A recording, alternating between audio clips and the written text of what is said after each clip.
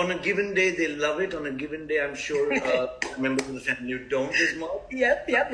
And I'm sure it's both ways.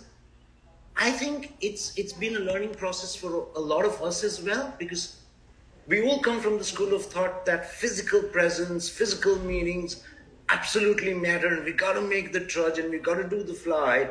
And while all of that is true, I think the last 9 or 10 months have shown us it's not probably as true as we would have all liked to believe. Yeah, I think that's right. I think that's exactly right. Let's get to the core question. What is your take on the modern 2021, media plan? What does it look like? How do companies need to adjust, and where should they be shifting their monies or doubling down? Which platforms, which genres speak to you or the consumers you're trying to reach? So I think we need to start from the fact that the currencies that we're chasing with our consumers have changed considerably over the years. I mean, we're talking about earning attention and earning trust with our consumers. And we sometimes forget that the key part of that is the earning part. So most platforms have got better at interrupting. I mean, we can interrupt better, we can interrupt faster, we can interrupt personalized, we can interrupt whichever area you were into, and that's got better and better. And while I don't underestimate the importance of interrupting, there's a huge part of earning the attention, earning the trust. I mean, the way I try and define it is dropping into a dinner that you're having on a Friday night, uninvited. Okay? And the moment I start talking about how I clean whiter than the whitest, how my molecule's bigger than your molecule, on a Friday night, in your house, it's going to be a very short conversation. So unless I'm purposeful, unless I'm interesting, unless I have something to offer of value, unless I have a joke to crack, unless I make you laugh, and there's no way I'm getting invited again, or you're ordering a second bottle of wine. That's right. So let's talk about that. Do you then believe that the creative is a more important variable than the media plan? It's a tango, isn't it? Yep. It's a tango. I don't think. Yeah. Yeah, it is a dance, and it's a dance that actually takes a cue from the other and it rolls along the process. Rulin, actually, I'm sorry to interrupt. Do you believe that the biggest hole in marketing today is that the creative industry has struggled to make contextual creative to all these distribution channels? I think we have got so excited by the potential of data, by the potential of personalization, by the potential that we have forgotten that the art is still in the conversation, the art is still in the earning attention, the art. So while all of those vehicles are extremely important, and the modern media plan is, it's a cacophony that needs to be orchestrated into some form of semblance of music. I think the starting point will have to be, how do I stop interrupting? And if I can't, how do I at least make it worthwhile for you as I interrupt your life? And we do this. You see, the weird part, Gary, about this is we're all in meetings and we're all having this conversation. It's wonderful. And we step out to check our own Facebook and we're behaving exactly the opposite. I'm going to go through this screen right now and kiss your beautiful head. You understand that, Rulin? Oh, this is no, but listen, this is my existence. This is why VaynerMedia exists. I mean, I just don't understand how people spend all their money on things that they know is not true, or do not hold the creative contextual to the platform. They just know that consumers don't respond to it, but there is so much incredible comfort in doing things in the past, or to conform to a reporting mechanism internally. You got it. The reporting that justifies the behavior that advances one's career. And I'm empathetic to that. You're trying to pay a mortgage, you're taking care of your family. So if the internal MMM is based on GRPs or impression, I understand, but it is a very intriguing moment in marketing because of that. Yeah, we're agreeing. We're agreeing. And I think the other big challenge for marketing, and I'm going to completely sidetrack from the question. Do your thing. is the impact brands can have on people, communities, societies beyond just the profit bit. Okay, and the three P's have always had a fight with each other, particularly over the last few decades: people, prosperity, and the planet. I mean, one usually comes at the cost of the other. But I think, if nothing else, COVID needs to teach us that one thing that the three need to live. They're so interdependent. They can't come at the cost of each other. We have to find business models in marketing, in business, in how we communicate, but at a larger society where planet and communities, planet and people are interdependent with prosperity and thrive together. I think that's exactly right. I think that people make up excuses in business. There used to be a time when we used child labor. And the excuses were, well, how are we going to be able to get this done if we take all the children out of the workforce? We figured it out. This notion that we can't do good at both sides of the equation is a silly, lazy answer, my friend. And look, I look into the eyes of, I have two young girls, 7 and 4.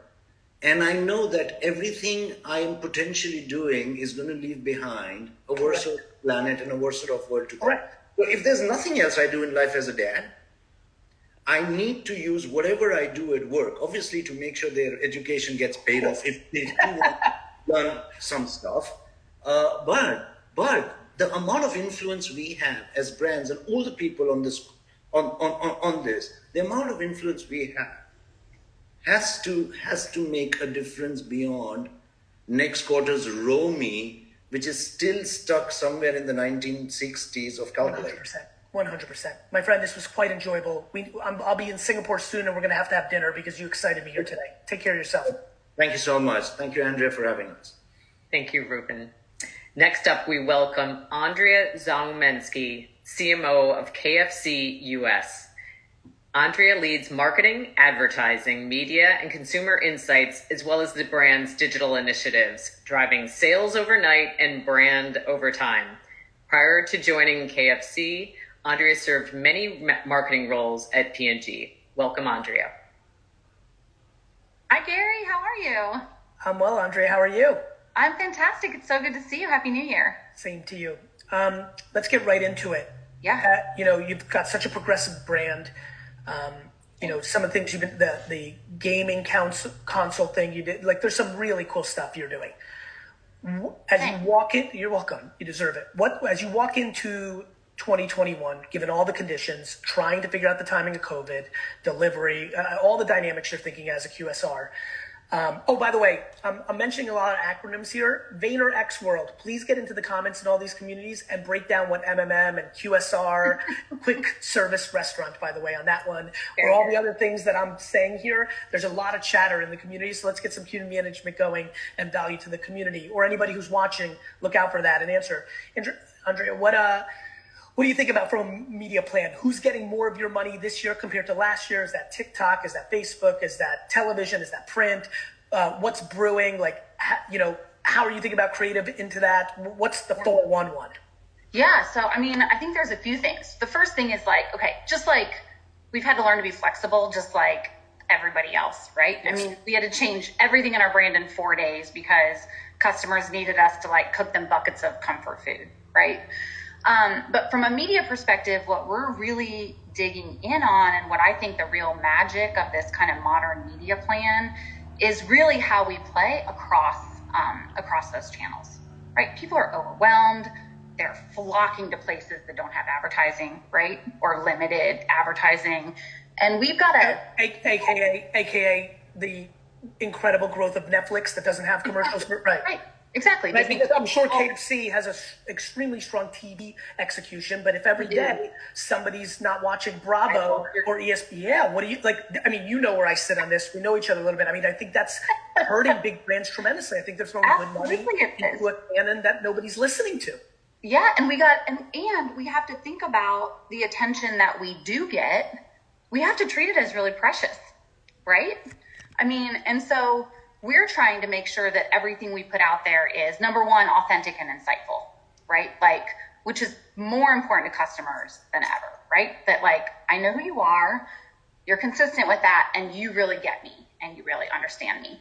And then with that is making sure that we're doing things that are useful, that we're creating content and experiences that people actually want to be part of, and that is actually useful in their lives. And then native across platforms. I know Gary, you and I have talked about this, like no more matching luggage, right? That has to be a thing of the past, right?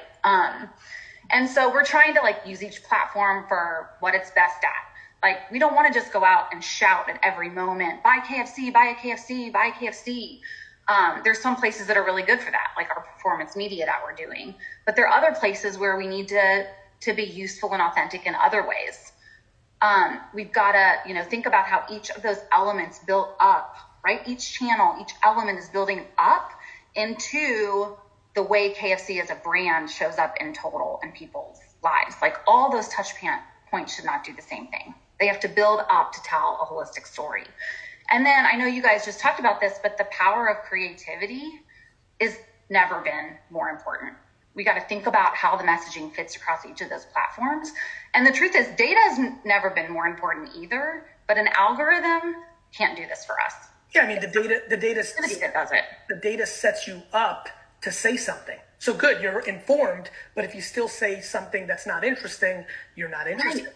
Yeah, something that's not interesting, something that's not authentic, something that's not useful, right? Like an example where we did this recently, you were talking about some of the things we've done, and this came together really powerfully for us, was this Lifetime movie we did in December, which was a 15-minute mini movie on Lifetime. We co-created it with Lifetime, called Recipe for Seduction. Mario Lopez was Colonel Sanders with he's an up and coming chef with a secret recipe and a dream. Super authentic to our brand, also super authentic to Lifetime. Like if you had a chance to watch it, like we played up the Colonel and his secret recipe, but in a story that had every element, twist and turn you'd have from a Lifetime movie. But the thing that the reason this blew up and people just got so excited about it, we got billions of impressions, was that it was really useful. Like back, even now, but at the end of the year, like people just needed like good old fashioned escapism. To like be able to get away. And we were able to provide that as a brand. Now, it's not that we weren't still trying to find a way to sell fried chicken. We had an Uber Eats promotion that was dinner and a movie that once you got down the funnel and you got onto some of those platforms that are closer, where someone's maybe closer to wanting to buy that fried chicken, then we are telling them like, hey, you can go get this Uber Eats promotion and get it delivered and watch the movie. To not interrupt, but Philip Smoke says we need practical talk, not overviews of what big brands are doing. So let's play with this entrepreneur's point of view. From a tactical standpoint, there's a lot of people watching right now that might have one unit instead of the many that you have. When people think about actually getting people, to your point, to buy delivery, when you think about that lower funnel, right? Because Philip can't buy a Super Bowl spot like you can, right? But where are you seeing good performance to get people's intent to buy on one of these platforms? Because on an Uber Eats, whether you're KFC or you're Luigi's single, meatball shop in Columbus, Ohio, there's a democratization there. What are you seeing in the lower funnel attention brand game? Because I'm seeing a lot more brand work in the lower funnel, not just 2 for 1 and things of that nature. Anything stand out for you when I go that narrow? No, I mean, I think that is where the data really comes in, right? And that is where the algorithms can work really hard for you, right? You got to have the right offer and the right messaging, and all kinds of A/B testing to figure out what's going to be more powerful. But that's where you really understand what is my audience that I'm going after, and let the data guide that audience. And then what we're finding is those channels also depend greatly on the audience. We might go one place to sell buckets of chicken to families because at 4:30 at night, I've realized I have no idea what the heck I'm going to feed my family for dinner tonight. So I'm going to serve them up a bucket promotion, and that's that audience. And that might do really well at 4:30 on a news channel, right? But then I also have my lunch crew, right? Of like people that are like, workers that need to go and grab some lunch, and they really just need a big abundant eat for lunch, and that might be better served up on Facebook because they're checking their news feed before they go on their lunch and figure, when they get to their lunch break and they are trying to decide where to go. So it really is, I think, audience specific and data driven. The chicken sandwich wars. I mean, this has been a American phenomenon.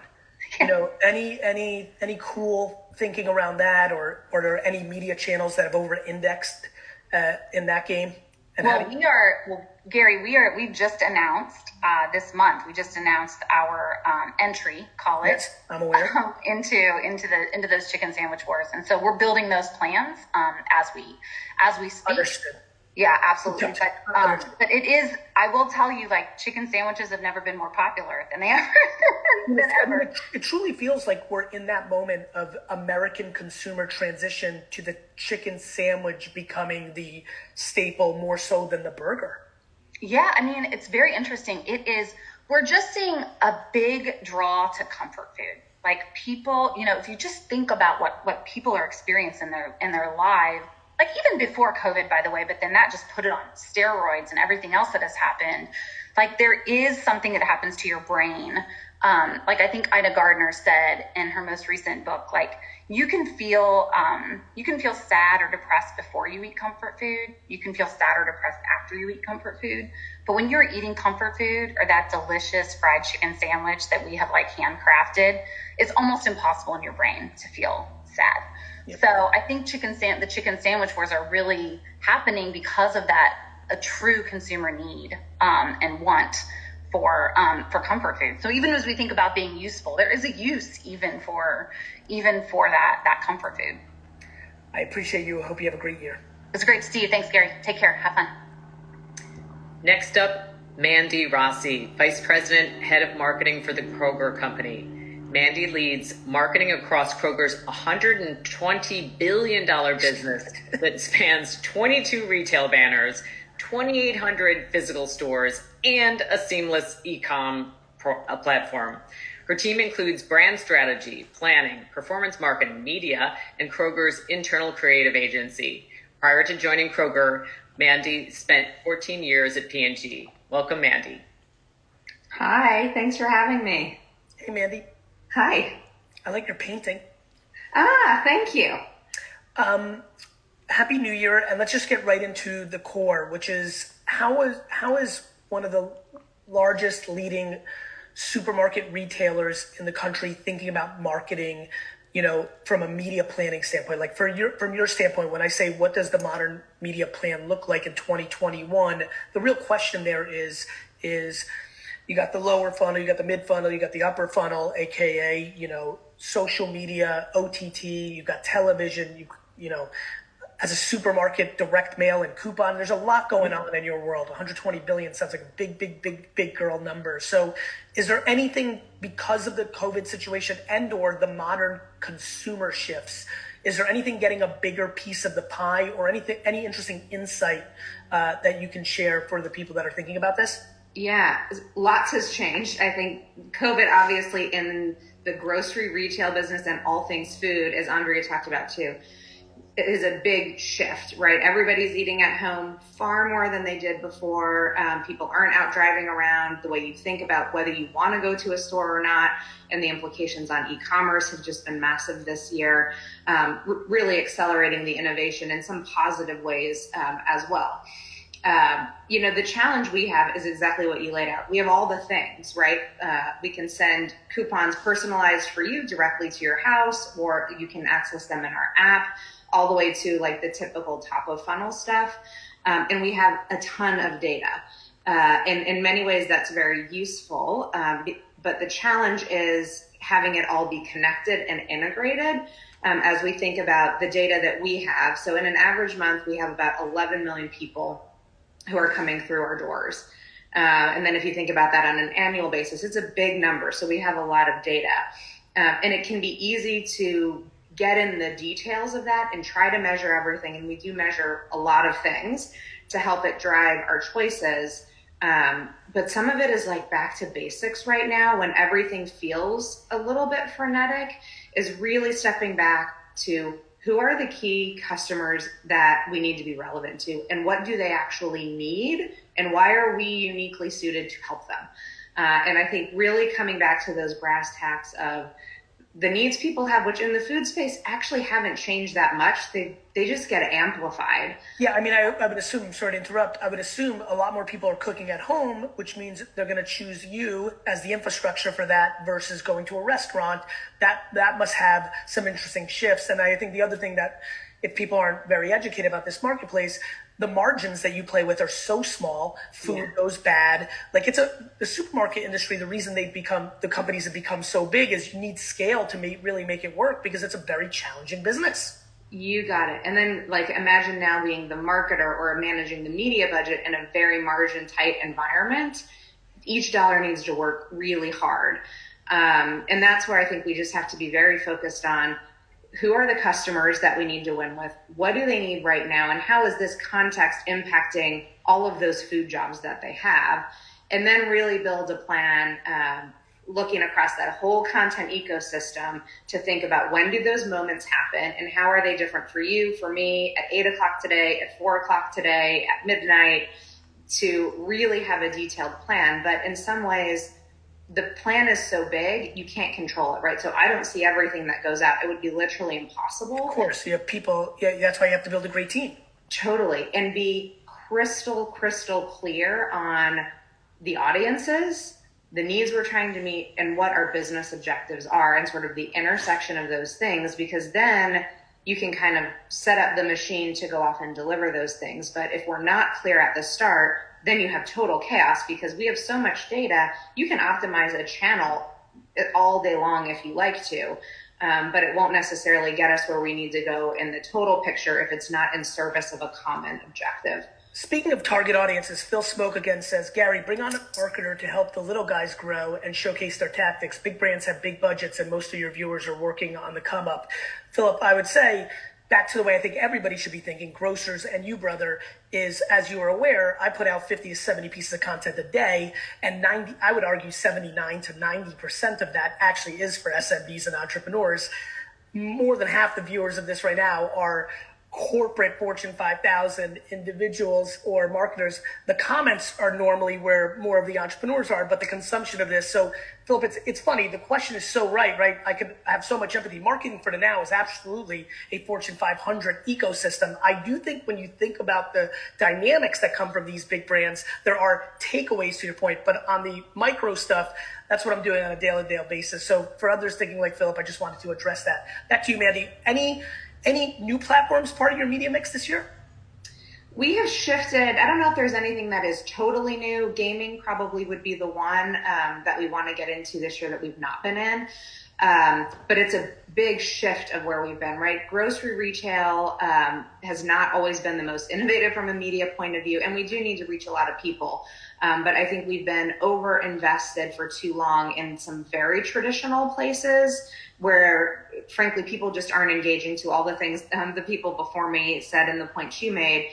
So really thinking about the places, frankly, where I can use the data more. I know the ROI is significantly higher as long as we get the content right to kind of fit that context. And that's really let's talk about that ecosystem. You know, Facebook, Instagram, TikTok, Google, YouTube, anything kind of that you're excited to dig deeper into, or actually even a more interesting question, anything that you were able to take advantage of, maybe some of the found time in COVID life that allowed you to become a little bit more of a practitioner or detail oriented? Back to your point, you're way up here. One of the things that was a really interesting observation for me is like, ooh, my combos are getting better because I'm in the dirt, Mandy. Back to Philip's point earlier, because of my brand and what I do, I'm so in the trenches that there's a level of practitionership that I bring in the agency Fortune 500 ecosystem that's quite different than the industry I'm in. I was excited to see a lot of marketers take advantage of COVID to get more in the trenches, look under the hood, because they found back time of travel and things of that nature. Did you have that luxury, or was there too much going on? Or did you have anything like that kind of said, oh, wait a minute, I didn't realize how good this was working, or this is interesting, Anything stand out when I go that narrow? Branded social, for sure. And we had a gift in a way. There was a lot of immediate stuff we had to get out, but there was a lot of stuff that also got turned off. When you think about the weekly promotional stuff that we get a lot of word out on, got turned off in April and May. And we were able to reinvest into some places we'd wanted to do more. And I will say branded social, as we've gotten better at the content matching the platform, frankly, we've, I think, done better with our influencer strategy, which food is, by the way, a pretty fun space for. And especially when people are cooking at home and looking for ideas and all that, it's been a really fun playground to be in. And as we really tighten the lens to be more about food inspiration, having some fun with it, getting tighter, frankly, getting more diverse in our influencer mix has been a very big focus for us this year. You know, and as we would all expect, that works. People want to see people who look like them.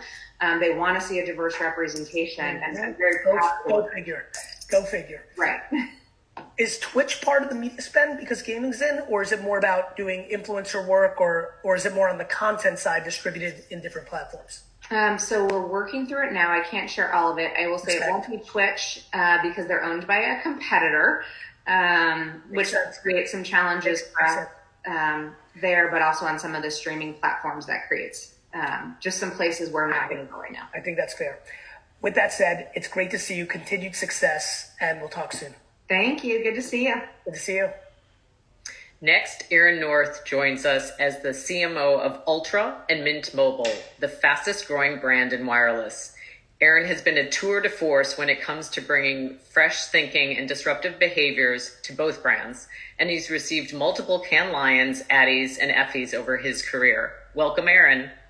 Thank you. Hi, Gary. What's up, buddy? What's up is you've got me fired up with that basketball hoop back there like I'm jonesing. Oh, man, because you know, world champs, baby. Listen, I'm very happy. I own an obnoxious amount of LeBron James rookie cards, and I need him to capture a couple more rings. You don't happen to have the actual basketball near you, do you? I've got basketballs in my garage, yeah. Okay, because I think I want to see around the room because I hope you're not dodging it because I was going to make you take a shot. It was going to be a big moment here. Anyway, Aaron, Mint, such an interesting challenger brand doing some really creative stuff.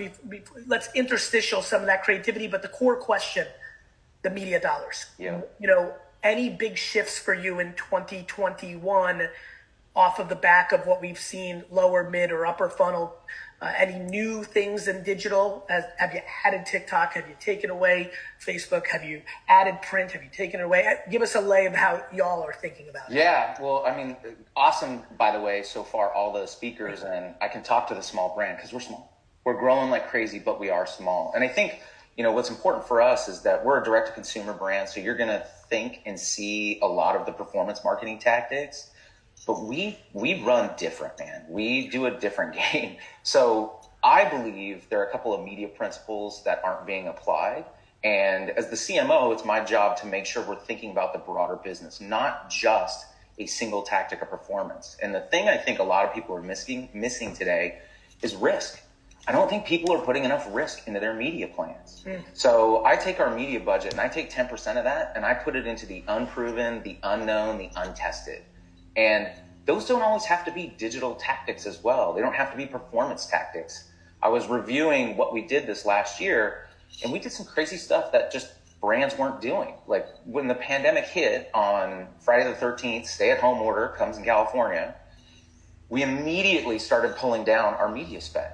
But we can because we have a performance media plan where we can turn down television immediately. We can turn down digital immediately. So we did that, and we didn't take that money and keep it. We reapplied it back to our consumer base by giving them free data upgrades, right? So that's a choice we made. It was risky because it stopped the influx of new customers, but it took care of existing. And I think that was a risk because it was unproven, but it saved our asses, man. Like our churn dropped dramatically because we were taking such good care of our customers. And we've inserted new things. We're doing things. I'm sorry to interrupt, just for everybody here, farming versus hunting. Right? Absolutely. I think a lot of people are so obsessed with new when so much of business growth, and back to the small businesses on here, because small businesses are so obsessed with the new. One of the reasons I was able to build my dad's business in such a substantial way was I was obsessed with keeping everyone we got. Yeah. And look, so Christmas just passed, or the holiday season. We took media dollars out of our media budget and put it into holiday cards. We sent every single one of our subscriber a stamped envelope holiday card. There was no sales message. There was nothing in there. It just had some light Ryan creative in there, and people loved it. Let's talk about what the Ryan creative is, because a lot of people may not know. Reference what that's all about. So in 2019, November of 2019, Ryan Reynolds bought Mint Mobile. So he is now one of our owners. He's the tour de force on creative. He's an absolute just gem to work with, brilliant, creative, strategic guy. And I'm really excited. We may have some content dropping later today. No, okay. Oh, nice. I like that. Now I'm hyped. He is a juggernaut of culture. I agree with that. What about biggest learning about media for you, Aaron? We're all learning. I'm in this every day. I think I'm as good as it gets. I'm proud of my work, and I'm stunned how on a weekly basis I learn a new little thing. So we're all always learning. Anything stand out as a good learning for you during COVID? Because again, like I mentioned earlier, for a lot of us leaders, it was a year where we could get a little bit deeper. So as you were going through that, anything stand out? Like, I didn't realize LinkedIn did this, or wow, podcasts do that. Or and when I ask that question, does anything spark? Yeah, but it's not one singular thing. We've had, the very early days of the pandemic were very difficult. I think everybody's business was struggling. But as we started to emerge and, the fear left, but uncertainty was still there, we realized it was an opportunity to stretch, push, and grow. So we started pushing for that. And we launched a new product, the Unlimited plan. We didn't have that before.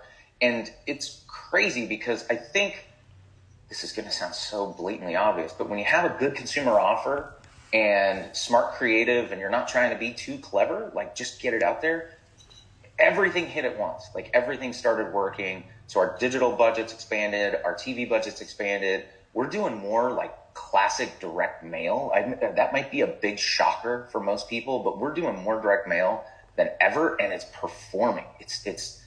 People are stuck at home and they're checking the mailbox. So direct mail has been a real killer, which was... Do you find direct mail play differently geographically, financially? I did a lot of direct mail for my dad's business, and trying to give some education to people thinking about direct mail, for certain things, higher income levels, for certain things, much lower income levels, mile radius awareness overlays. Like, how detailed into that direct media do you see? Yeah, so we've got a really interesting program where we don't use your traditional vendors like a Valpak or a Velasas or any of those. What we've done is we went with a company who centered themselves on creating direct consumer partnerships. So the brands that we're next to in this mailer are the Caspers, Warby's, Dollar Shaves, Hims, and the piece is premium. Like it looks good. It's got good quality paper, oversized envelope. It doesn't feel like junk mail, so that helps the open rates for them. And then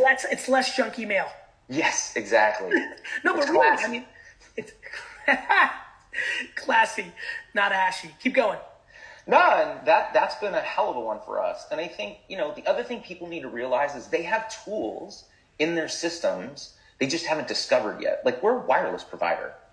No, we realized as long as we're providing a service update to the customer, we have access to do something most brands don't. We can leave a voicemail on their inbox, right? So we can do that. That's something that is unique to us, and we do it now. So we have big news coming. We've had big news in the past, and we'll let Ryan record a voicemail, or he wants to record a voicemail, I should say, letting the customers know, hey, your service just got better. And that's a media vehicle unique to us. But I challenge the people watching to really look at their business and understand if they're handing out paper receipts, can you do something special there? This personalization, customization is key, man. And you got to be able to do that. And I think if you're really looking out for the customer, your message is going to be received. For example, we are actively right now, we launched Unlimited, but the reality is you don't need it. Most people just don't need it. So we're actively telling people, hey, you're probably overpaying us, right? It's better for you to trade down and save even more money. Now, that's a sort of a terrible business decision if you're looking at short-term revenue. It's a fantastic proposition for long-term business health. And we use our own platforms for that to do the customer right. And I think if you're doing your media and your message that way, that's a customer solid, it's just going to perform better. I appreciate that. when you think about media, because we're siloing it out here, how do you think about the contextual creative for those pipes? Do you feel the conversation's advancing to a place where those two disciplines need to be far closer? Because we've gone through this great era of really siloed executions on the infrastructure and marketing landscape and in individual companies. As the internet grabs up more, it's a very fascinating thing to see those disciplines come back together in the corporate world. It obviously stays together in the mid and SMB world. Thoughts on that? You mean creative and media together? Yes. Yeah, so we don't execute plans of just media. Like, our marketing is baked into what we do. The creative is way upstream, right? We're laying out a general strategy for the year with product releases, service enhancements, and et cetera. But we're baking marketing into this. This idea of unlimited, right? Like, where you don't need unlimited, we're going to trade you down, was an insight that was built at product creation. We knew we had this marketing built into it. So we put that into the plan. Ryan dropped a video about unlimited. What people didn't know was there was an Easter egg. So we went back, a couple months later and said, hey, you guys missed this. By the way, we're going to tell you you can save money. And that message is all over our media. So we're not really even selling unlimited at the time. We're selling the idea that we have unlimited, but you don't need it. So come to us. Real quick, I apologize to interrupt because we have 1 minute. I want to give Gaurav Garg this question. He keeps texting it. It's a good question. Aaron, is there something you would consider of value in another telecom company that Mint is currently struggling to implement, or for that matter, is considering? A value of another telecom? I'd say no. Like, we are, quite frankly, these guys they're bad. This is bad business. Like, you don't hear people say, I love my wireless provider. It's like an airline, man. Like, we're trying to do the opposite of what those guys are doing. Look, I'm envious. They have massive customer bases and gigantic budgets, but we're not that brand. And we're going to keep doing the opposite of what they're doing.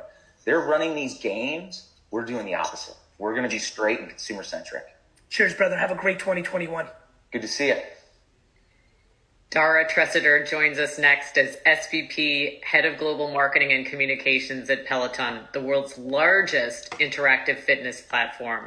She oversees brand and strategic marketing, consumer insights and strategy, communications, and creative to build the Peloton brand, growth, and international expansion. A vet C-suite marketer, Dara was previously at Carbon, GE, Apple, and Goldman Sachs. Welcome, Dara. Thank you so much. So glad to be here. Good to see you, Gary. Happy 2021. Same to you. It's so good to see you. I mean, this will be a lot of fun. I mean, you're sitting on as hot of a brand as there is, which I'm sure has its own, challenges, high class problems in comparison to others. Just for 4 seconds before we go into the direct question, what an incredible time for this brand. Obviously nobody's excited about a global pandemic and there's so much pain, but we're just going to put this into business terms. The product was so built for the moment. That must have been crazy. Yeah, I think I give so much credit to our incredible founder, John Foley. He knew a truth which more people have come to see, which is you can get an enjoyable, energetic, effective workout from the comfort of your home with a connected fitness product. But when he came up with that idea, it was novel, right? And you've seen how the category has grown and expanded thanks to his leadership and Peloton's leadership. So, I think the pandemic has accelerated the trend, but this is a permanent shift. This is a permanent shift that people are now enjoying, exercising, connecting with friends and family from the comfort of their home using a connected fitness product. When you think about media planning this year, it's obviously an interesting time for this brand and an opportunistic time. Is there anything that's made the cut this year that wasn't part of 2020's plan, which was a reaction to the insights that you garnered from 2020? Yeah, I think I would say there are sort of two big things. I think one is the relationship between creative and media. I think more than ever before, that connection is so critical, right? It's so important that early up, when we're thinking about the marketing strategy and the plan, that creative and media are involved upfront. And are actually working together to determine what makes the most sense. Because I think gone are the days where, a creative might just come up with an idea, in a silo, and media does kind of the media planning and just the creative hands off over the assets. That's not the reality. You are aware, because I know your pedigree, that is the far majority of the behavior of the Fortune 500 landscape. And I think that's what I'm saying, is that shouldn't be. So I think if you're what you hope to be a modern marketing organization, you really can't operate that way. And that's what, I'm really excited about the work that we've done together as a team at Peloton. And I say we, right, because it's really, working together with my amazing teammates, is come together and updated our campaign process so that connection and partnership between creative and media is happening so much more seamlessly. That is enabling us to, I think, really perform better and deliver work that pushes the brand and the business forward. So I think that's just something that's so critical and so important. And I know it's not kind of the traditional way our industry has run. You kind of have media folks and creative folks. And I think that integration is so critical and so important. And then I apologize. And not only that, as you know, it's also top down in boardrooms, subjective calls, push it down, matching luggage on the internet, versus what happens when you integrate creative and media together in these lower and mid funnels, which branding is now being done. And you're able to actually use it as a consumer insights driver to funnel up instead of matching.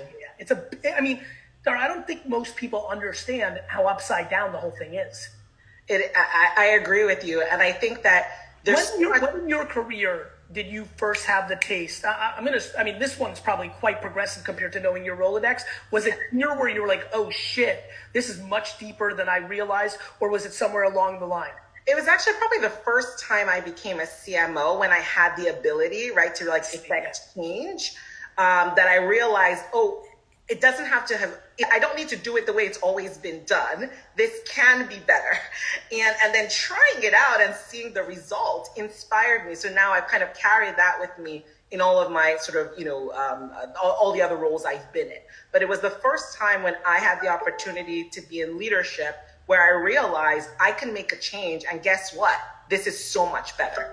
And I think it's really important that we see that, as marketers, and that we bring that to our organization. What do you tell your fellow Fortune 500 CMOs that know that you're further down that path when they hit you up? Like, what's your advice to them, knowing that the troubles they have with their holding company relationships, or their board, or their internal MMM, or like, how do you consult them on bringing that to a reality? Honestly, I tell them the success stories. Right, because I think many times people, are moved, even though I'm a creative storyteller, but also data driven. People are moved by data, then they're moved by stories. So being able to say, well, here's an example of what we did, here's how it worked.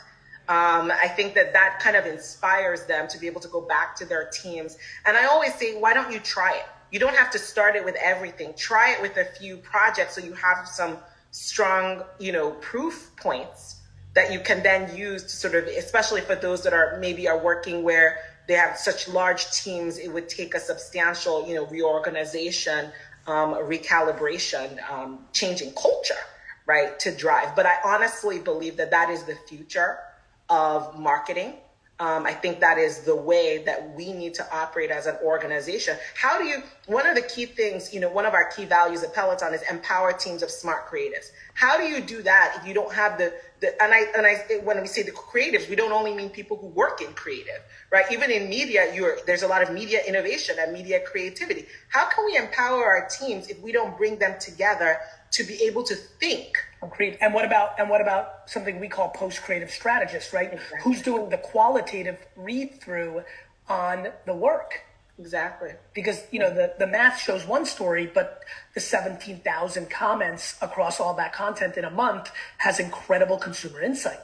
Exactly. Is that a big part of your world? It's a huge part. It's a big part. So, I've got the consumer strategy and insights team as well. And so when we look at our current campaign process, we have our media team, our creative team working with the consumer strategy and insights team, working together as one, right? Whether it's with the brand marketer or the product marketer, kind of leading that effort in order to bring about the best work. And I think it's that, connection between all these teams working together, not just, I ship something to you, you go do this, but being included up front. I think even in the ideation sessions, in the strategic session, I think allows each of these experts to be better at what they do.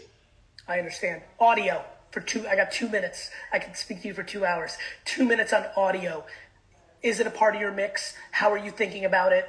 You start to see the emergence of things like Clubhouse. We've got an incredibly emerging, interesting thing with Spotify ads, podcasting. Thoughts on audio? I think audio is important, right? I think the power of voice is important. And we actually, I think, experience that as a brand in a very strong way because, our instructors are speaking and they're unscripted, right? And there's some of the most intelligent, talented, inspiring people you've ever met. And they're speaking from their experience, from their story. So audio, I think, plays an interesting role because it's living within our product, but even in our marketing, it also sort of lives within that space as well. And when I think about some of the offerings we have on our platform, like outdoor running, right? That's really audio. That's the instructor speaking to you. So I think the way we think about audio is as opposed to it just sitting outside as just this one thing, we think about how do we incorporate this into the different expressions of the Peloton brand, and how do we use that to continue to cultivate, and build connection within our community with our members. This was riveting. I appreciate you. I wish you continued success. I really mean it.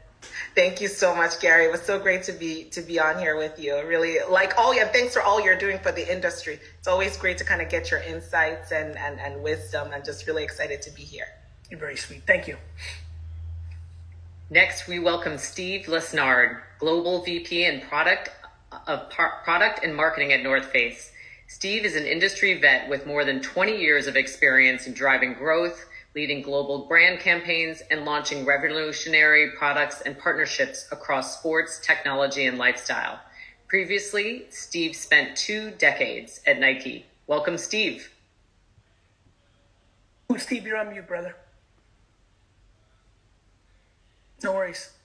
You would think that I would know by now. Happy New Year. Happy New Year, brother. You're on mute is a required thing said at least 4 times a day. I also want to apologize in advance. I'm distracted by the tchotchkes and collectibles. I kind of just want to come to your house and garage sale the wall, but I'm a collector. I collect. I like it. Steve, apparel. It's a fun, so much going on in your world. Again, probably one of the sneakier, we hear a lot about the airline and hotel industry. We hear a lot about local restaurants. I think people are not talking as much around the clothing and apparel industry, which has clearly been affected by COVID. Talk to me about how you go into media planning, because that's the theme for today. Yeah. In this new year, are there some different things you're doing as a reaction to the realities of business? The lower funnel conversion on .com, awareness. Give me some 411. Give me a kickoff to how you're thinking about 2021 media planning. Yeah, I think what Aaron and Dara said was very relevant. I think for us, it always starts with understanding our consumer better. We're equipped. I was just talking to actually some of our athletes. We equip some of the best athletes to go on the far corners of the world, but really we also equip a lot of consumers who just want to enjoy the outdoors. And what we've seen during the pandemic is a real surge for people to actually spend time outside, because that's the only thing we could do. True. And so for us, what we find really, powerful is if we can identify the need of our consumer based on where they're at in their journey. I'm planning a hiking trip. I'm planning a camping trip. If we can actually, show up in their feed when it matters most with the right information, that has proven to be quite transformational for us. We've seen a massive hike of camping, of hiking, believe it or not, even snow sports. People have, have wanted to, spend some time outside. And so the idea of better understanding our consumer base, where they are in their journey, so that we can show up, in the right way, is a big pivot that we're doing for us. So when you think about media, I mean, you said it, like the media approach has been, well, our industry, very big idea driven, upper funnel media, and we're really completely changing that. The way we like to think about it is it's everything is mobile first. Because in any consumer journey, and we have gearhead, we have people who really want to understand the product they're going to buy, and for the activities they have. So we want to make sure that through a mobile first approach, we can provide the right info at the right time in their journey. That's the big approach. And I have to say, it's really interesting because it's forcing us to think very differently of thinking about the medium, the channel, as early as when you create concepts and create it. 100%. I mean, to me, that's like oxygen. To not think about distribution and the context of this, there's television, print, you just knew the size of it, and then you put the idea in. The amount of products, features, platform, slang differences between a TikTok and a LinkedIn, which your brain could play amazing in both, is really remarkable. Well, I'll tell you what, it's interesting too, is it also triggers some really good conversation for us with our team around the need for speed and agility to re-understand. and how do you get there? What are the right partners that can think that way? And casting of your team, right? Exactly. And how do you set it up internally as well, so that you can do it the right way? I think there's going to be a massive shift, in the way brands, work with partners and agencies to really cater to that need, because the partners that won't be able to adapt will force brands to create these internal in-house, 100,000%. Yeah. Steve, I got to ask you an extremely important question. How many times a day, when COVID's not real, in real life, how many times a day do people say that you look like Clark Kent? Because what's going on in the comments right now is completely unbearable. And I need to know, on average, is it 3.6? Is it 5.9? Is it 13? On average, how much Clark Kent do you get in a week, a day? Never heard that, but I'm becoming blind. I have to wear this to see you, Gary. Oh, so you've never gotten, but now you're just adding this is the beginning of the journey of the Clark Kent. I like that. That's funny. Thank you. Your brand is very revered. There's a secondary market for your products. In this contemporariness and need for speed, it makes a lot of sense, right? Like, to me, that must be the big anxious moment that you're thinking through. Like, how do you get that there? Because the brand doing that perfectly is going to really succeed because it has so much equity in it. Have you started dabbling into aggressive influencer, TikTok? Are you thinking about how to integrate, since there's no ad product, into something even as progressive as Clubhouse? How good do you feel about your cutting edge marketing right now? I would say we've got a long way to go. The great thing is we have a team that is solely dedicated to thinking about it in that way. We like to also we're learning where our consumer base is consuming information, because what we're finding out is climbers, snowboarders, trail runners, they consume information differently in different channels. So we're trying to to be a lot more savvy in the best way to present information in the right channels. I would say, Gary, we're just starting. The fun thing about the North Face is we're an outdoor technical brand. We made some of the best product, for the most extreme conditions. I was talking to Jimmy Chin, right before, talking about the next project that he has with some of our athletes, which is going to be mind blowing. But at the same time, we just launched a partnership with Gucci. Celebrating, our very first catalog in the 70s. So, the ability to understand who you're talking to, which audience you're connecting with, is really going to be critical for us, to be relevant and authentic moving forward. And so is Gucci, that to me seems like a 1 + 1 = 3. Do both parties come to the table in that scenario and feel that the crossover brings them equity into some spots that they may have less, and just becomes a beautiful, integration?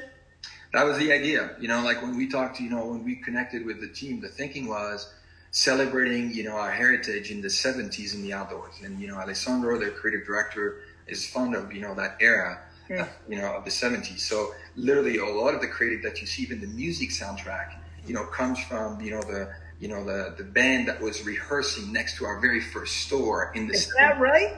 Yeah, like all the That's people cool. that you see are actually really drafted from our very first catalog. So it's celebrating the outdoor, but also bringing a new point of view, a fresh point of view, to access to the outdoor. So that's one element. But obviously for us, right now we're about to launch a brand new innovation around trail running and light hiking, and understanding how you serve ultra trail runners who run 100-mile races. Has Reddit hit your radar? I mean, there's so much community there. Has that been, I mean, I know that's more progressive. Again, this is always where my brain goes, right? Like, what an opportunity. You're talking like Reddit has incredible opportunities of community and has a underpriced ad product in the scheme of things because people don't think it. It's obviously a tricky community and you have to be quite authentic. Has that been brought up? Yes, we have. We're actually looking at this right now. You guys will see. We're going to make we have some partnership with Old Trail, and we're also going to be working with Strava to go after that ultra trail running community. We're a brand that speaks to micro communities who are really into the craft of what they do, the gear that they use for the endeavors that they pursue, and the idea of being really connected to these communities is really important for us. And frankly, that's what we do. Even the specialty channel, it's been hurt quite a bit, with COVID, but it still plays a massive role for us. Because if you're a gearhead, you will go to these, channels because the staff knows what the product. I want to sneak this in with 1 minute to go, so I apologize. Has the e-commerce capabilities of the internal team and understanding exploded because of COVID? Like you must be so advanced by comparison. Yeah, we've grown, we matured a lot in the last year. That way. But that's just the way to go anyway. I love it. Listen, I really appreciate your time. I wish you a lot of success. Thank you. Talk to you soon. Talk to you soon. Next, we welcome Angela Zapeda, CMO for Hyundai Motor America. Angela joined Hyundai with more than 25 years of experience on the agency side. She's responsible for all of Hyundai's marketing, including the strategic direction, brand, advertising, experiential marketing, digital and social media, brand partnerships, and lead generation. Welcome, Angela. Good morning. Hey, Gary, how you doing? Good. First of all, your purple turtleneck is fierce. You came in hot. Oh, I like it. Well, it's still early in the morning here-ish, so anyway, might as well come in bright. It's a bright, sunny day here in Southern California. Let's go right into it because I think the car industry fascinates me. When you think about media planning in 2021, what is in your mind, a winner or maybe even a loser of allocation of dollars, something that you are seeing more opportunity in or less opportunity? Like when you scan that landscape, where's the opportunities? Oh, there's so many opportunities, which I think is great. We're still a challenger brand. That's still how we see ourselves. I mean, some people have a hard time even knowing how to say Hyundai. We just make it easy. Hyundai like Sunday. But we need to be everywhere our audience is. So, winners and losers, some people pick on traditional media a little bit, and yet it still provides some of the biggest platforms and the biggest places where our audience is. But we have a lot of investment in trying new platforms because we're trying to really get in front of younger customers into our brand. We're a very different company today. We now have a full lineup of SUVs. We have incredible tech, safety on the cars. That's not the Hyundai that came here 35 years ago. That generation knows a different Hyundai. That was a value-driven car. This is now a much better vehicle that really is that, I'm sorry to interrupt. Is that hard to shed that value play for a lot of people, like for the people that are watching right now? Like when you come in that way, even though it's 35 years ago, let's call it what it is. They did a great job at that. That caught a lot of people's attention and did extremely well. Explain to everybody how big, or maybe it's not, of a challenge that is. It is a big challenge because when you ask people what we're known for, they'll say great value. But, we want to get past that and do what we call the driveway test, which if someone comes home with a new Toyota, no one questions why you got a new Toyota in your driveway. We want to be that same brand as Hyundai, and we're that kind of brand now. We have that same level of quality and technology and safety as our Japanese competitors. we just need to let people know that Hyundai, that maybe, we had a couple missteps in the past where we didn't always have quality at the forefront, but it's an incredible company with a ton of resilience. And so the vehicles we have today are very different. I think that's really great about bringing millennials, especially, into our brand today, because they don't know that brand. They just see what Hyundai they see now today, and it's a fresh perspective. So we do see younger and actually wealthier customers coming into our brand for the very first time. So we're excited about that. We still want to, keep our older audiences with us, but we want to bring in a whole new, audience moving forward. How much, I'm sorry, because you really rocked me on that Hyundai like Sunday. How much or how little has the brand, like, I almost feel like if I had the luxury of having your job, like, especially with football, with religion, I don't know, like, I just watched a ton of people overreact to that, like, who knew or what, I think that most people say Hyundai, right? Hyundai. They try to Koreanize it. Yep. Yeah. Like, has that been, like, in a world now of fragmentation, it seems like there's a huge opportunity for you to really own that. I almost feel like one incredible year of bombardment in social, especially doing wild stuff on Sundays, 52 weeks in a year, we could be in 2022, and all of us know that Hyundai is... Yeah. Yeah, that was one reason why Jose Munoz, who's our CEO for North America and COO, he wanted me to come over from the agency to then lead a CMO at Hyundai, because I have all this experience in brand building. Building our brand is our number one initiative. We had many years of being very focused on lower funnel demand generating tactics, which was great because we needed to just sort of intercept where customers were shopping. But now people are starting to recognize our products, and we're bringing them in as a fresh customer that needs to understand us more and understand more of what this product is, just more than the price. And so building this brand is really important. We are very heavy in like Sunday Night Football. We've never used the word Hyundai like Sunday externally. But maybe if it has resonance with people, maybe there's a big idea that just got generated on this. Live. So there you go, live. This is how it works, people. But, we are going to do a lot more brand building. We're trying to bring more of a face to Hyundai. Sometimes we feel like it is a little facelift. We have an amazing chairman, E.S. Chung. He's a pretty young guy. He just took over about 2 years ago. He's amazing.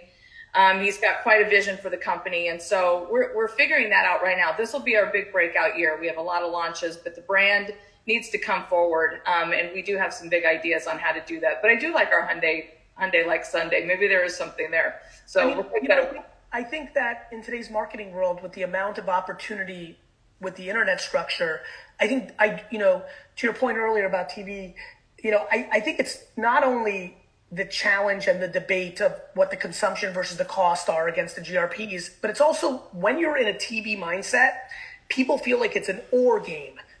We're going to position the brand this way, or this way, or this way, or this way. In my brain, there is clearly Hyundai like Sunday like legs, but it doesn't need to be the entire brand positioning, but it could be a monster on surprise and delight on Sunday. Right. That's right. And to me, that's the shedding. It's kind of like loosen that up. I don't have to have the same brand voice everywhere I am. And people, and normal people watching right now, Angel, they don't understand the concept of brand voice. Like it goes into a corporate ecosystem conversation that people like. Nobody's going to be ticked off if they see Hyundai like Sunday on Instagram and Facebook and TikTok, but then on TV they say Hyundai getting you to where you need to go to. They're not like, oh my God, this is like, nobody's appalled by that yet. The Fortune 500 Madison Avenue ecosystem thinks they are. They don't do it. Luggage when it comes to corporate brand strategy. It is true. And we do fight against that a little bit too. So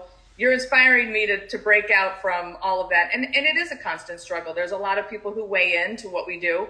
If you stay to the creativity and really talking like a human to other humans, then I think you would realize that you don't talk the same way to everybody that you're talking to. Of course, that's not how we are as people. So why should your brand be like that too? So this is good for me. I have to have these moments to speak to people on the outside to get me to thinking fresh for the future. Oh, see, you're wearing purple too.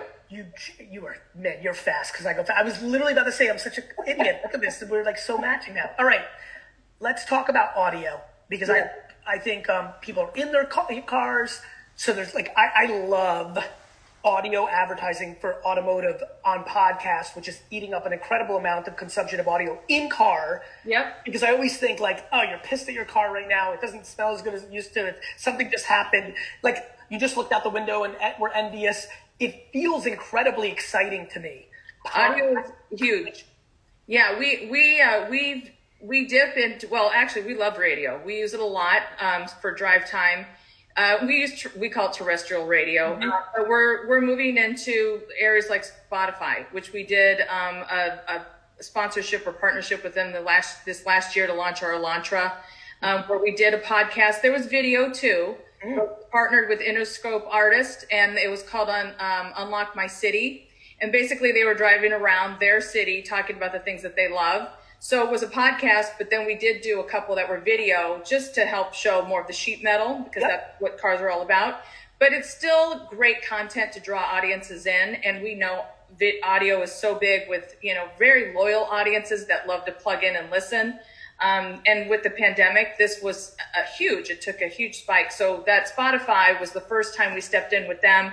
We loved it. It was hugely successful. We'll do more of that. We love the idea of podcasts and just radio and audio in general. Anything you're kind of taking a scrutiny with, just maybe rethinking, you've been in the game for a while, it's not about razzing print or Facebook or Snapchat or direct mail. It just, I think I want to educate on these shows. Is there anything that you are saying to yourself, I'll tell you a big one that was a big decision for us was we are not going to be in Super Bowl this year. And we were in for 13 years. So you did Super Bowl for 13 years and never debated. I know. Well, I'm pissed now. I'll see you later. I'm upset. Sometimes it takes a deep conversation. Go ahead.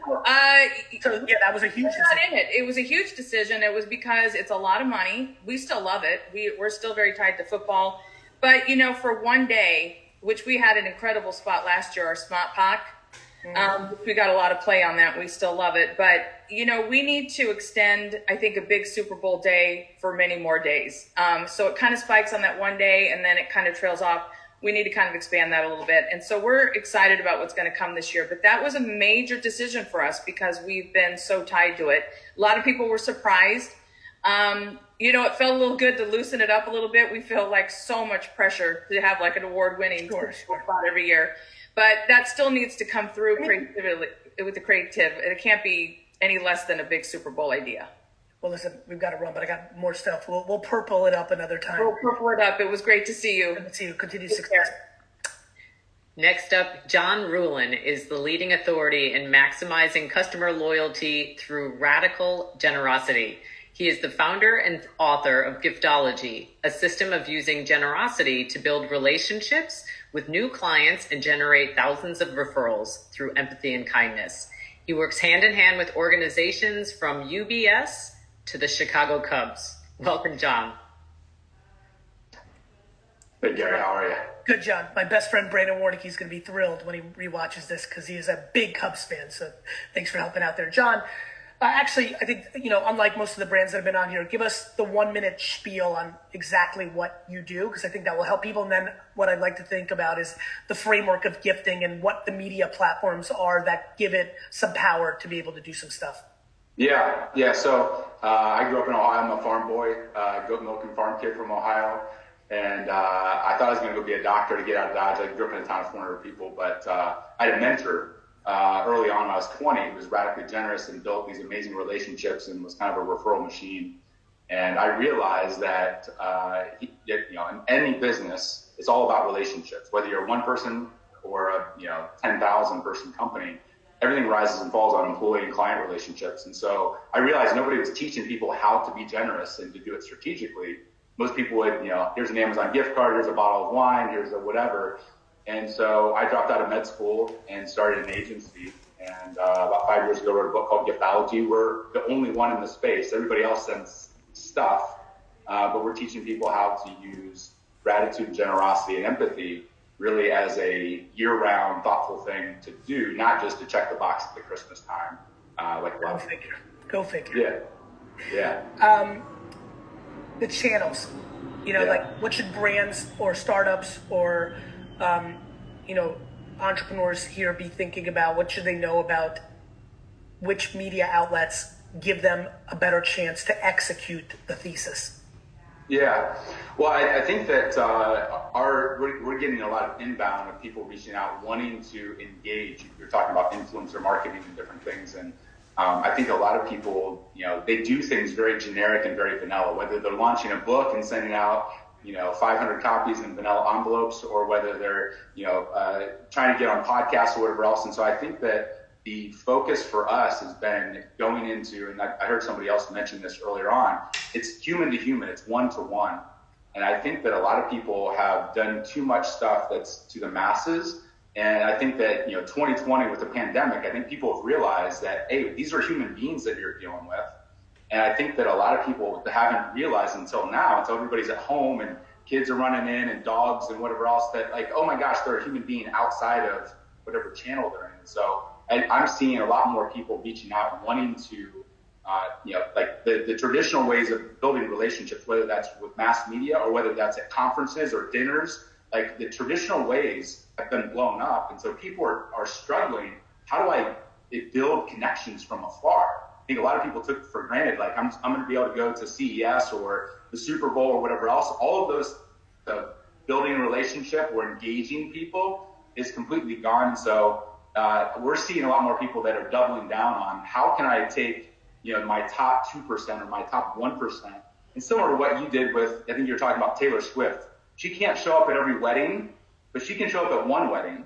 And you did it with the jersey. A guy spends $300 on wine or champagne or whatever, and you show up with a jersey, that becomes a ripple effect people are, it's a story worth talking about, whether it's on Snapchat or Instagram, and you're seeing brands that are giving wise to leverage and say, hey, may not be able to do it for everybody, but let's pick 10 people and go all in on those people.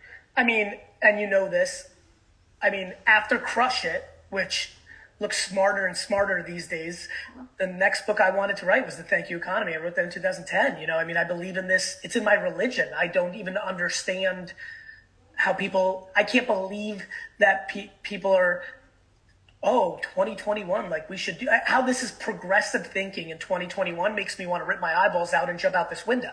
Me too. I've been talking about it for 20 years in a different vein than you have on social media. It's more like, if a relationship matters, how you show up for them in the valley, especially in a pandemic, is the time to double down on generosity. It's the time to show up and be extra bold with people. John, do you agree that, I apologize, do you agree a lot of people fuck this up because they want the tactic for their business, and so because their intent is grounded in that, it kind of I think the reason this is such a challenging concept is that you have to have this incredible kind of like separation of the short term and the long term. I think what works for me, John, is I do all this kind of stuff all day long because I think in 67-year terms.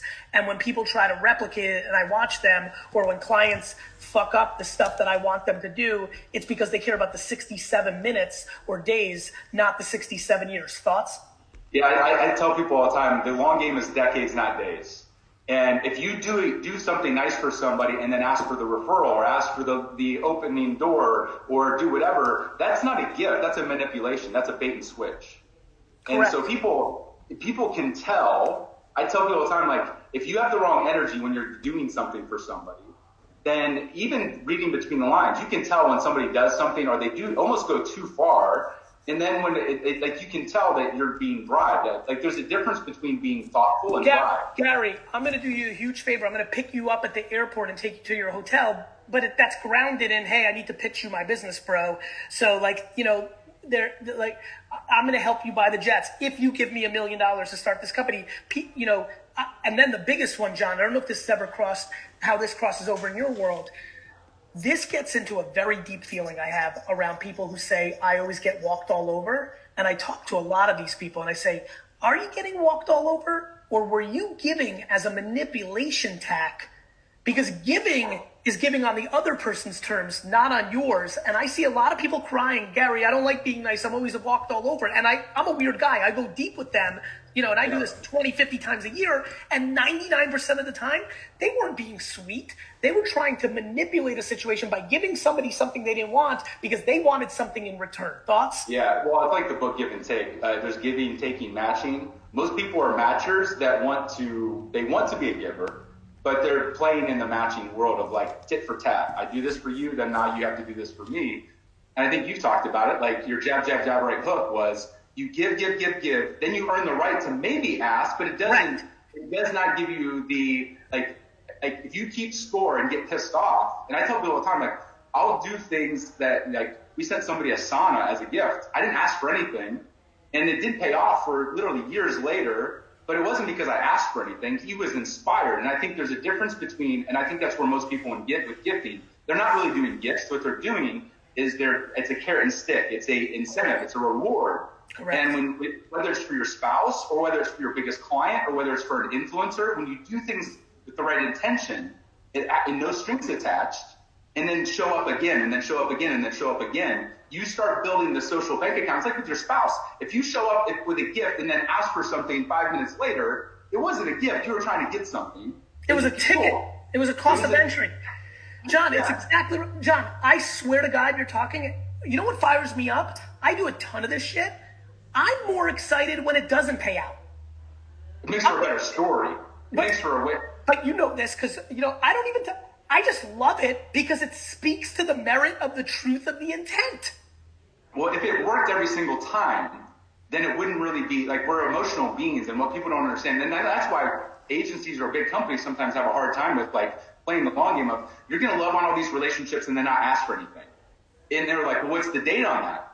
And I'm like, well, it could pay off this way, or it could pay off 10 years from now. You say you're playing the long game, but are you really willing to make deposits year after year, quarter after quarter, in your employees, clients, suppliers? And the answer is most of them, they want to say that they're playing the game in decades, but really they're playing it in quarters because they're a publicly traded company. And they're like, if I go take my marketing budget and I slice off $5 million and go invest in all these people and it doesn't work, then my head rolls and I'm out of a job. And so most people are positioning themselves to play the safe thing, and leveraging generosity with all these relationships is a weird concept, and it's a freaky one. But if everybody was really good at thoughtful gift giving, it wouldn't work. It would just be noise. It's the least weird, this is the most human. Be a fucking good person. Funny shit happens.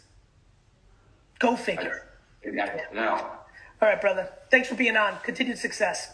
Hey, thanks for having me.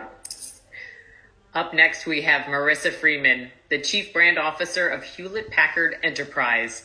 Marissa helped lead the historical split of HP into two separate entities. Today, Marissa leads HPE's experience marketing team, driving brand strategy, global events, sponsorships, advertising, media, and digital marketing. Welcome, Marissa. Thank you. Thanks for having me. Hi, Gary. Hey, Marissa, how are you? Good. Being a good person, man. That's the Go thing. figure, right? Go figure. Go figure. It's what my mother always said. Brilliant. Let's talk about media plan. Actually, why don't you quantify, because HP comes in a lot of forms, so I want everybody to have good context. Talk to me about HPE so people understand it, and then I'll go into the combo. Thank you. So HP, Hewlett-Packard, is what everyone thought it was forever, and then 5 years ago, we split into two companies. One was the printers and PCs, and that went one way, and that's the blue logo. And then the other one became the data, cloud, 5G, AI, edge computing company, and that's where I went. I find it to be incredibly exciting. It's not really about edge cloud. It's about data, companies using data to make people's lives better, doing cool things and making experiences better for the rest of us. So you're targeting more B2B? We target P2P. So there's about 17 people. Define that P2P. People to people, human to human. There's like 17 people in the buying decision process, but they're all human beings, and they have passions and likes and wants and dreams just like the rest of us. And so I think about media strategy in telling human stories and connecting with someone with the things that they care about. But for the audience's value, who are the decision makers normally in an organization that buy your services? What are their titles, and what are the services? Sure. So we actually have to approach the C-suite because these are huge tickets, right? Millions of dollars in investments. Some, not all of them, but most, we work with every major global company on the planet, and they spend a lot of money on IT. Yep. And so it's the CEO, primarily the CIO, and the CTO, and the chief digital officer, and increasingly the chief marketing officer, because data is the new oil, right? It's the currency that we all deal in. And so the C-suite, really important to us. And then we have a layer underneath that of IT decision makers. These are the guys and gals who are data scientists, and they're doing the coding, and they're specifying, what cloud companies you work with and what workloads go where. And so they're the ones who actually have a very big influence on the decision. So we got the whole spectrum there. When companies, and this is going to help a lot of small and large P2P companies, and P2P companies, but when you're selling to a company that's spending over $1 million and sometimes 10 million, like big ticket items, to your point, how do you, and by nature, those companies tend to skew more as sales-driven companies than brand-driven and marketing-driven companies, because there's a lot of need for salespeople. There's a lot of conflict in that game because brand is hard to fully put your hands on an ROI. Sally closing an $8 million deal can speak to that, but how much did the brand have? And it's a really fun puzzle. Yeah. And relationships are critical, right? Period. Right? Period. In today's world, influencing to create consideration, build awareness of this C-suite, is it the LinkedIn's in a world where conferences used to be such a big play for companies like this, and they're not going on with COVID, print advertising in the B2B magazines that have the attention of the C-suite. Give us the lay of the land of how you're thinking from a marketing now on a P2P standpoint. Well, about 70% of all of the research and learning about any big ticket item like this is done online. It's done with friends, and it's done through word of mouth, and it's done through search. So we spend a ton of time softening the market and building confidence and trust before our sales folks even get a phone call or make the phone call. Yes, events went dark this year. We had last year 9 weeks to turn our biggest event, 12,000 people showing up in Las Vegas with CIOs and their staff, into a virtual event. 9 weeks. And it was insane, but we did it, and it was really good. And we will never go back to 100% in person without a digital component attached to it. We love our in-person event. It's amazing for us. But the power of data and digital, when applied to that relationship and then carried through the year, it's just priceless. Any platforms that really have your attention going into 2021? In terms of the events or media platforms? Media platforms. Media platforms. Yeah. Yes. I wanted to have this conversation about passion points. So, for example, we work with Mercedes Formula One. Okay. We work with Disney Studios, Disney Parks, Tottenham Football Club, the Warriors in Chase Stadium. So when we tell the technology stories underneath all of that, like how does Lewis Hamilton shave milliseconds off of a turn, that's a data story, right? Yes.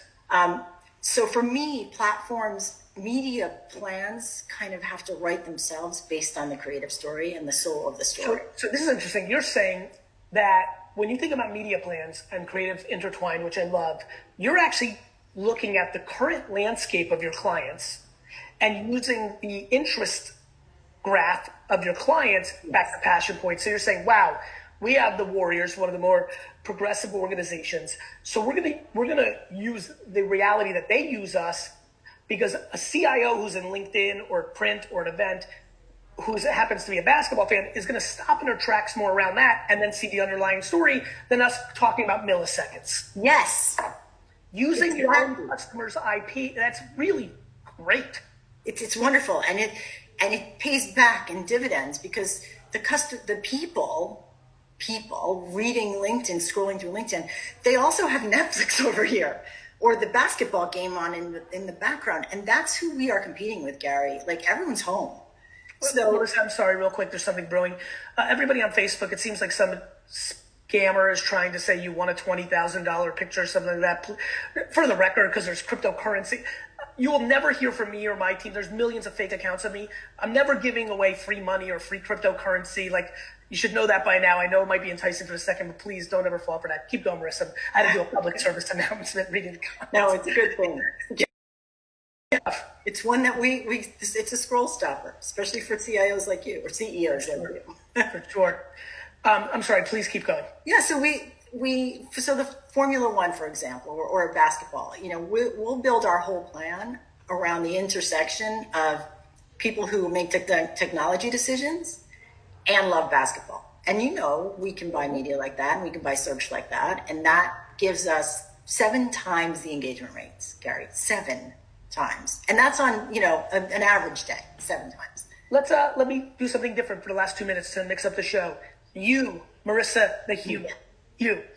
What ads or what platforms are converting you? Have you bought something for your home or clothes or food on an Instagram feed ad? Have you? Oh, yeah, of course. Yeah, talk to me about you. What's catching your attention? Well, I love newsletters. I'm big on Morning Brew and things like that. I met the guy from Morning Brew. His name was Joe, a couple of years ago, and I started following it. And I bought it for my company. We were one of the first advertisers in Morning Brew. I love Axios. We buy Axios. I'm a podcast fanatic. I personally just absolutely love yours. I love many podcasts. I walk my dog and I listen to a podcast. We have supercomputing. We bought Cray, the biggest, best, most amazing supercomputing company in the world, and governments buy that stuff. So we went on niche podcasts, Hacks on Tap, Mike Murphy, like David Axelrod. I like that. I like it. Are you getting live reads or is it? I try to do the Howard Stern thing where I know Mike, so I'll say, Mike, here's the script because I know you want to have do your thing. Read it. Say whatever you want, and he knows about this stuff. He's so smart, and then occasionally he'll go off script, which is what you really want, right? Of course. Yes. So, by the way, that's a perfect way to end this. Occasionally going off script is exactly what you want. We need more of that in marketing. Take care of yourself. We'll talk soon. Good to see you. Next up, we have Frank Cooper III, the CMO of Blackrock. The third. Frank leads Blackrock's marketing across every region of the world, combining the science of data and tech with the art of creativity, culture, and purpose. Frank began his career as an entertainment lawyer, later serving as a top exec at 2 of the world's most iconic music labels, Motown and Def Jam. He later went on to C-suite roles at BuzzFeed and PepsiCo.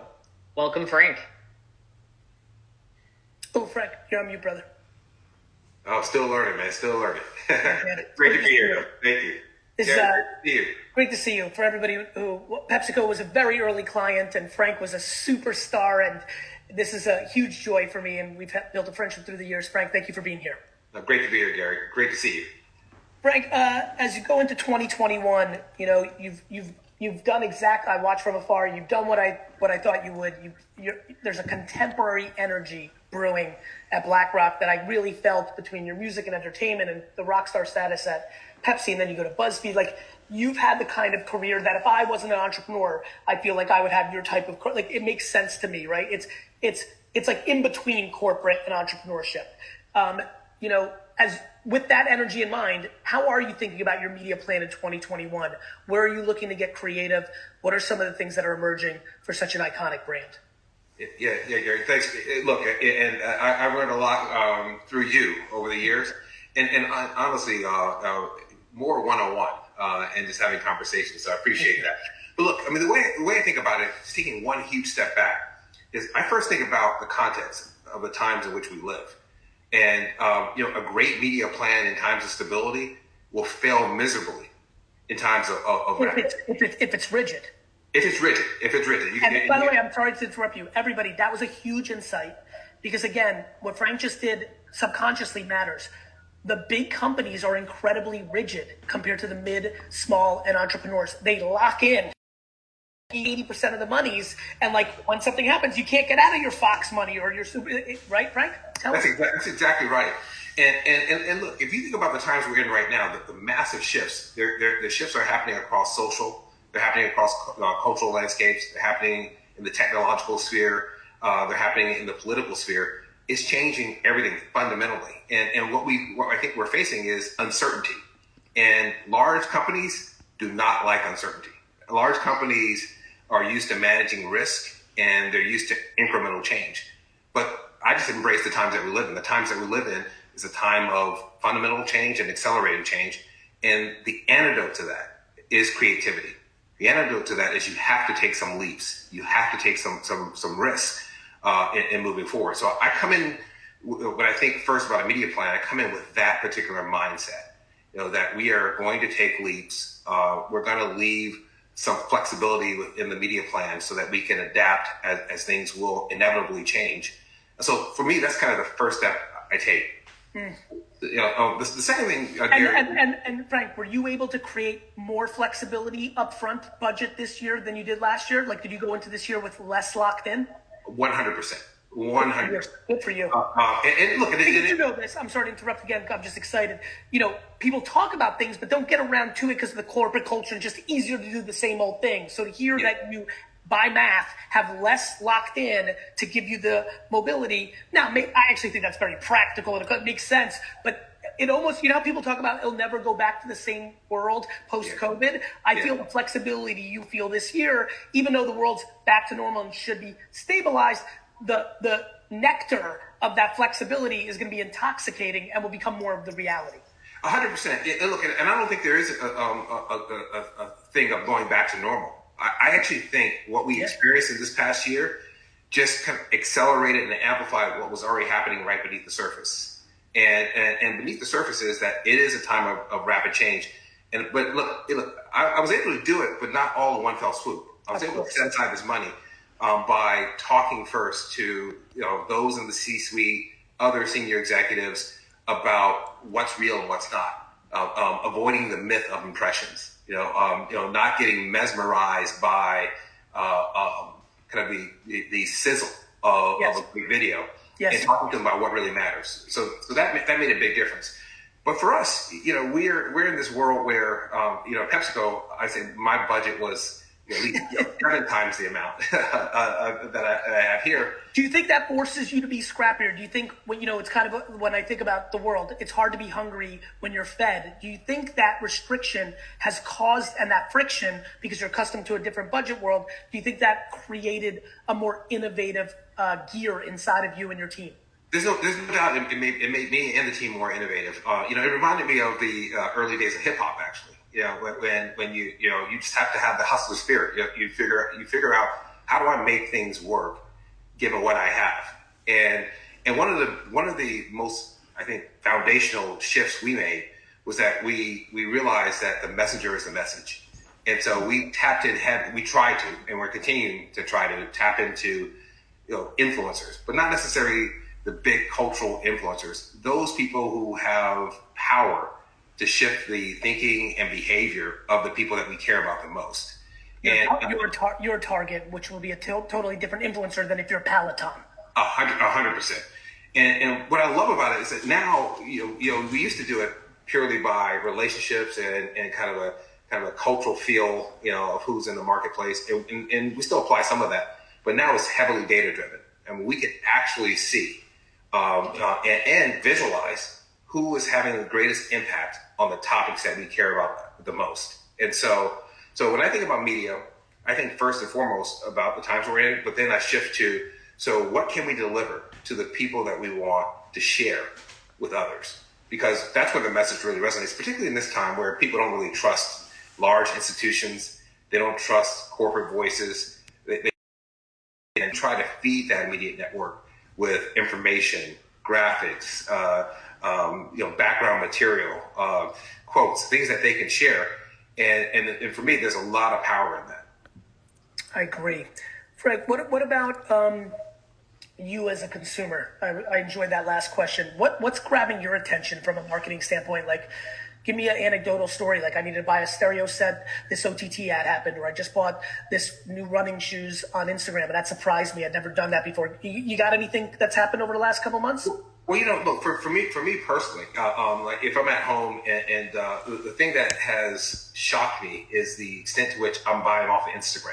I'm buying things I probably don't even need. I'm flipping down and I see work at home pants, and then I click it on and it's like, do I really need it? But it just feels good. And so I'm purchasing a lot off of Instagram. But the platform I'm absolutely obsessed with. I'm totally obsessed with LinkedIn. And I'm obsessed with it more from a professional perspective, but just overall, it is relationship driven. It is focused. It's not based on the math of large numbers necessarily. It's based on the groups that you can get together around. One person. And I love it. I love the fact that LinkedIn Live is up and running. I'm totally obsessed with that as a platform. Not only for thought leadership. Have you jumped into Clubhouse yet? Yeah, I have. I'm still trying to figure Clubhouse out. Are you listening? Are you mainly listening at this point, or have you contributed? I'm totally listening. Yeah. You need to, Frank, you have so much to say. I'm pushing you as a friend. Go contribute to one room. You need to taste all sides of it to really figure it out, right? Figuring it out is like figuring out oysters by looking at it or talking about it. The real way to figure out oysters is by slurping it. You need to jump in and taste it. All right, I'm going to do it. I'll tell you why. Because I think for your sector, hosting some of those rooms for Blackrock will end up becoming something real in the next 18 months. I'm going to circle back to you, Gary. I'm jumping in this weekend, and I'll tell you how it goes. Honestly, I'm going to jump in. I'm going to hold you to that. Frank, thanks for being on the show. Yeah, absolutely. Good seeing you. All right. Andrea, I want to take the floor for 2 minutes if you don't mind. Please. But hang with me. Everybody, thank you for tuning in. I wanted to take 2 minutes and just say thank you. The purpose of this entire programming, and make sure you sign up. Go to Vaynermedia.com. There's, there is on Vaynermedia, on Vaynerx.com, right, Andrea? On Vaynerx.com.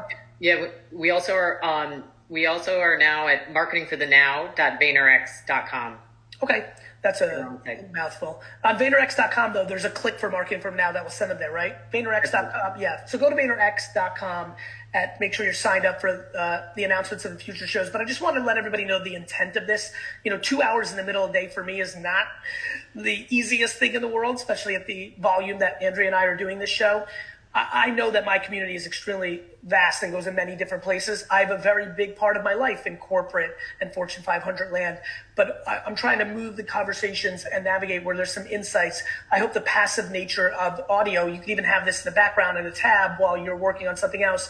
I'm obsessed with value driving. These are the kind of conferences that used to cost a lot of money for tickets based on the pedigree of the speakers that we're bringing to the table. And I hope that, Andrew's got an extensive team. We're putting a lot of economics behind trying to build and bring some of the best marketing information in the world. Obviously, I'm spending a lot of time personally putting out more SMB and entrepreneurial conversation. This is just one other tool in our tool belt, and I hope you enjoy it. I hope it brings you value, and I hope it inspires some kids to get into this industry, or more importantly, somebody gleans one little idea that a big company's doing and figures out how to translate it into theirs. And then obviously all the texts and emails I'm getting right now from the corporate world that says, hey, don't listen to the entrepreneurs. This is what we need. We don't have much of this. Thank you for the kind words. And I hope everybody has a great, healthy, happy, wonderful, thoughtful 2021. Andrea? Thanks for that, Gary. And yeah, we'd love to hear from all of you. Send us a note at marketingforthenow@vaynerx.com. We've got another show coming up February 25th from 12 to 2 p.m. Eastern, and it's going to focus on influencer marketing. So please join us. #marketingforthenow. Keep the conversation going, and check us out. Check out all our past episodes on Vaynerx.com. Thanks for joining. Hi, everyone. Hit me up on Twitter with feedback.